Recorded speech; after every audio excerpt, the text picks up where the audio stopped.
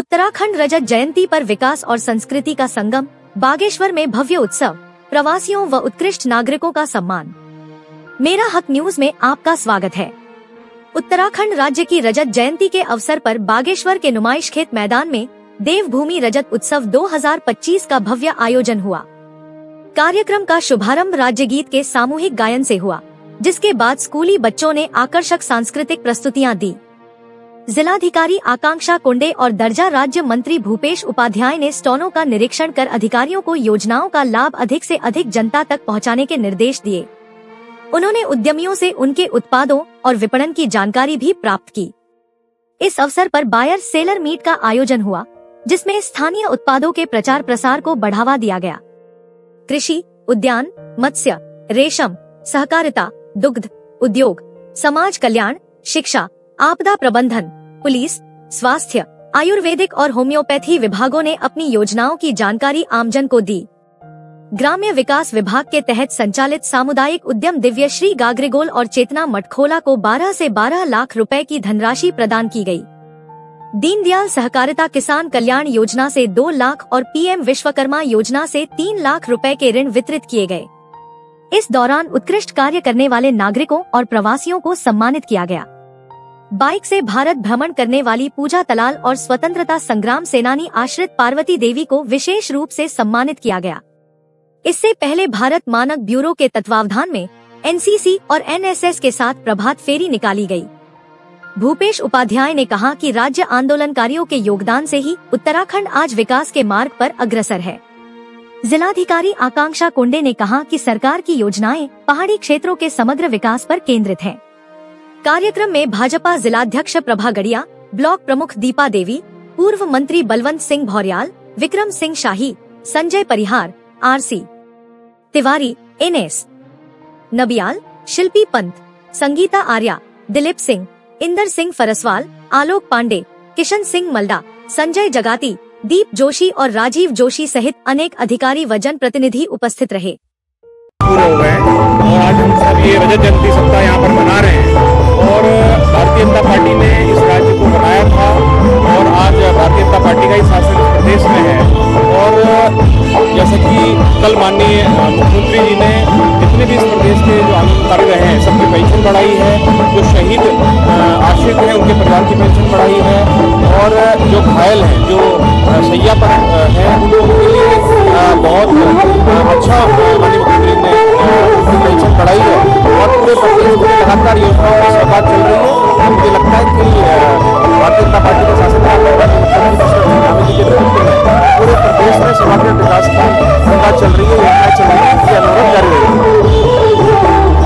हम लोग बागेश्वर के नुमाइशखेत में राज्य स्थापना दिवस की 25वीं जयंती है जो मना रहे हैं, जिसमें हमने सांस्कृतिक कार्यक्रम है, स्टॉल्स जो हैं उनका आयोजन है, बहुउद्देशीय शिविर है वो रखा है। इसमें बहुत लोग बढ़ चढ़ के पार्टिसिपेट भी कर रहे हैं। कई जनप्रतिनिधि हैं जो आए हैं और हमारे मुख्य अतिथि जो हैं राज्य मंत्री, दर्जाधारी राज्य मंत्री भूपेश उपाध्याय जी, वो मुख्य अतिथि के रूप में आए हुए हैं।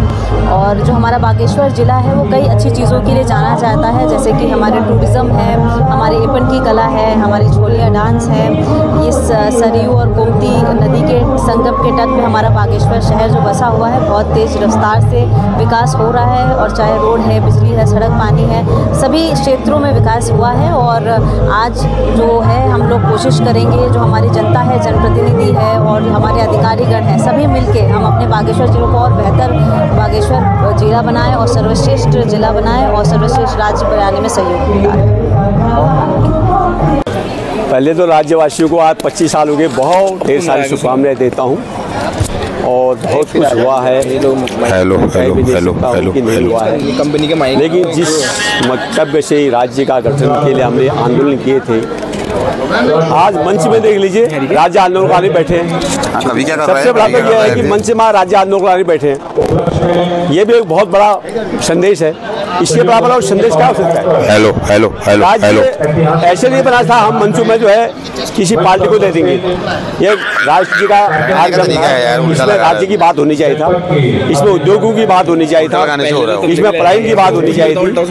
और जो मंच से बोल रहे हैं उनको न उद्योग का पता है और न पलायन की बात करते हैं। उनको पता ही नहीं है ABCD कि जो क्या है, प्लान क्या है। और नशे की बात पहले खत्म पहले तब तो नशा की बात करेंगे। और यहाँ पर आप राज्य की बात करते हैं। आज इस जिले में बता दीजिए 25 साल में कोई उद्योग दिखा दीजिए। और वहाँ प्रधानमंत्री जी कहते हैं युवाओं का देश है, युवाओं का जो है उत्तराखंड है। वो युवा कहाँ है भाई? वो तो दिल्ली में नौकरी कर रहे हैं, वो तो गुजरात में नौकरियां कर रहे हैं।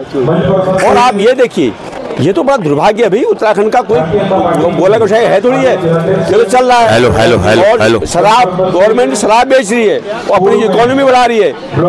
और जो हमारी मुख्य समस्या है कपूर से जो भांग से लड़के हमारे चरस में बंद हो रहे हैं, उसके बारे में कोई नहीं सोचता। क्यों? इसी प्रकार से हर साल 10-10 बच्चे अगर जेल में चले जाएंगे, वो डॉक्टर इंजीनियर बन के आएंगे, DM बन के आएंगे, वो तो आतंकवादी बन के आएंगे। उसको कोई देख नहीं रहा है। न उसको विधायक को पता है और न मुख्यमंत्री को पता है और न इनके नेताओं को पता है। वो मंच से बोल रहे हो, बड़ी बड़ी बातें कर दे रहे मंच से। अरे क्यों कर रहे हो भाई? तुम क्या हो? और हम 45 साल बागेश्वर में हो गए, 70 साल की उम्र होगी, क्या हम नहीं जानते तुम क्या हो करके? हमारे सामने तुम झूठ बोल लो, लेकिन मंच से जो झूठ बोलता है हम लोग चुपचाप सुन रहे हैं। ये भी बहुत दुर्भाग्य है। ये हमारा भी बहुत बड़ा दुर्भाग्य ये है कि जो लोग झूठ बोल रहे हैं उसको भी हम सहमति दे रहे हैं। अरे क्यों सहमति दे रहे भाई? ये कहाँ का नियम है? मैं तो आपसे ये कह रहा हूँ कि जो हमारा युवा पीढ़ी है वो नशे में खत्म हो गया, क्योंकि रोजगार की कोई नीति नहीं है इनके पास। वो तो विधायक को कोई जानता है और विधायक से दूसरे को उसको जानता नहीं हो, बल्कि मुख्यमंत्री को बागेश्वर आता ही नहीं है। वो कहता है मैं बागेश्वर जाऊंगा, हार जाऊंगा। वैसे भी हारेगा वो तो पक्का समझ लीजिए, वो जहां से चुनाव जीतेगा वहीं से हारेगा वो। ये मैं इस राज्य के माध्यम से कहना चाहता हूं। सरकार उसकी आए, लेकिन मुख्यमंत्री नहीं जीतेगा। बहुत बहुत धन्यवाद। बहुत बहुत शुभकामनाएं और बधाइयाँ पूरे देश को और पूरे उत्तराखंड प्रदेश को, जनपद बागेश्वर को, कि आज हम नाबालिग भी नहीं है, बच्चे भी नहीं, बिल्कुल बालिग हो चुके हैं, पूर्ण परिपूर्ण हो चुके हैं 25 वर्ष में। तो हमारी परिपूर्णता आम जनमानस में, आम समाज में स्वास्थ्य, शिक्षा और नारी सशक्तिकरण के और हमारे स्वरोजगार के, पर्यावरण प्लान रोजगार की जो बातें होती है कितनी वो सार्थक होती हैं, इनमें बहुत सोचने की भी आवश्यकता है। जितना 25 वर्ष में होना चाहिए था उतना हम नहीं कर पाए। हमारी राजधानियाँ स्थायी और स्थायी का कोई अभी तो कोई फिक्सेशन जिस बात का ना हुआ हो, उस राज्य की हम कैसी धारणा और कैसी कल्पना, कैसे अपने भविष्य के विकास की बात करते हैं, इस बात को हमारे नेताओं ने, हमारे जो जनप्रतिनिधि चुन कर जाते हैं, उन्होंने बिल्कुल धरातल पर रखना चाहिए। अगर उन्हें आज भी कोई क्वेश्चन पूछे, अगर कोई सवाल UPSC के अंतर्गत आता है तो उसका सवाल बिल्कुल गलत हो सकता है, क्योंकि उसमें दो तथ्य दिए जा सकते हैं। कारण यदि आप स्थायी राजधानी की बात करते हैं तो आप देहरादून की बात कर देंगे, स्थायी की बात कर देंगे तो आप गैरसैंण की बात कर देते हैं। तो दोनों सवाल आपके उत्तर कर देते हैं। इसलिए अपनी राजधानी का बिल्कुल स्थायीकरण करते हुए आम जनमानस से जुड़ें और आने वाले 25 साल में, ताकि हम अपनी परिपूर्णता को इस प्रकार से दर्शा सके कि हम अपने उत्तराखंड विकास को, अपने यहाँ के पर्वतीय विकास को, जो यहाँ की बिल्कुल अनमोल हमारी धरोहर है, जो यहाँ की संस्कृति, प्रकृति और हमारा पर्यावरण है, और यहाँ पर जो हमारी वनस्पतियाँ हमें उपलब्ध है, उनका प्राकृतिक संसाधनों के साथ साथ अपने सूक्ष्म से सूक्ष्म लघु उद्योगों का एक इस प्रकार के पटल करें। और जो हमारे यहाँ के मीडिया, पत्रकार, ये संस्थान है, उनका इस प्रकार के सम्मान होगी, ताकि आपके मन की बात को खुले तौर पर रख सकें। बहुत ज़्यादा हम अपनी को आज़ादी का गर्व महसूस न करते हुए इस प्रकार की हमारी धारणा ना हो कि आज भी हम ऐसा ना हो कि हम कभी फिर किसी ऐसी श्रेणी में, हम ऐसी कंडीशन ना आ जाए कि हम हमेशा आश्रित रहें। हम नौकरी देने वाले बने, रोजगार पूरक बने और स्वतः ही रोजगार के द्वार खोलने वाले बने। यही शुभकामनाएं के साथ सभी को हार्दिक शुभकामनाएं और बहुत बहुत धन्यवाद।